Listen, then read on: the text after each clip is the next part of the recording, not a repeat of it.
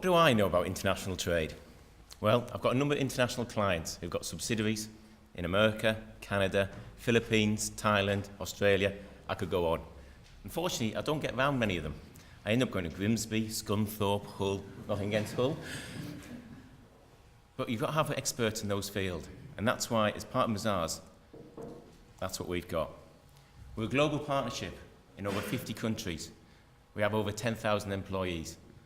I haven't got a clue about tax in the Philippines, but I've got a colleague who does, and that's why it's key to make sure you've got local advice on the ground. In India, your director of GTJ is your most important asset. Does anyone, apart from Mr. Holroyd there, know what the director of GTJ is? Well, I didn't know either. It's him. It's your director who goes to jail. If you have an investigation into your company overseas in India, you've got to put one of your directors in jail over the duration of that investigation. You don't want your local MD doing that because no one's going to run the business. So you employ someone solely to be a director at DTJ to go into jail and sit there while the duration of the investigation. When I first heard this, I couldn't believe it, but it is honestly true. One of my clients was telling me. A couple of brief case studies. Acorn Stairlifts, a client of mine, set up in 1992 to sell reconditioned stairlifts in the UK, based in Yorkshire. The owner-manager, John Jakes, realised the UK market will eventually get saturated, although looking at the ageing population in this room, I'm not too convinced of that. He realised there was important opportunities in terms of going overseas, especially in the USA. So he set up in USA, Canada, Australia, Germany, and your manufacturing plant in Taiwan. So a real global entity now. What did we do to assist it? We set up the structures. Should it be a subsidiary? Should it be a branch from day one? We looked at the transfer pricing, make sure we minimise the risk on the tax side, and make sure there's likelihood of a tax investigation is minimal.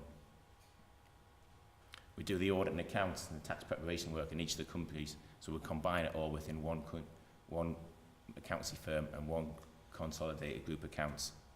What is it now? Circa 80 million turnover business, global, rapid growing business, only because he had the vision to expand overseas.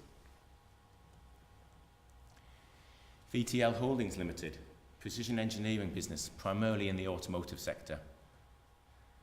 Did an MBO in 2001, did a transforming acquisition in 2006. Again, they realised this is a global market in terms of the automotive sector. We set up a subsidiary in the US to sell into the US market.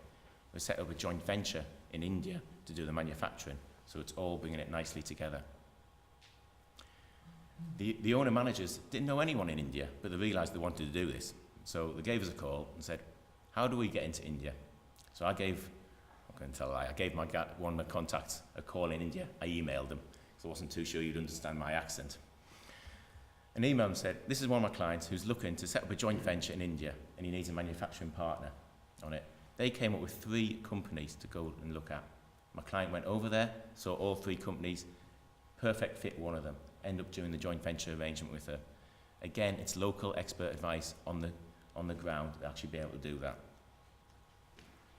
Massive opportunities in the market. The facts speak for themselves. If you're not doing it overseas now, UK Business Survey indicates people want to. Please do.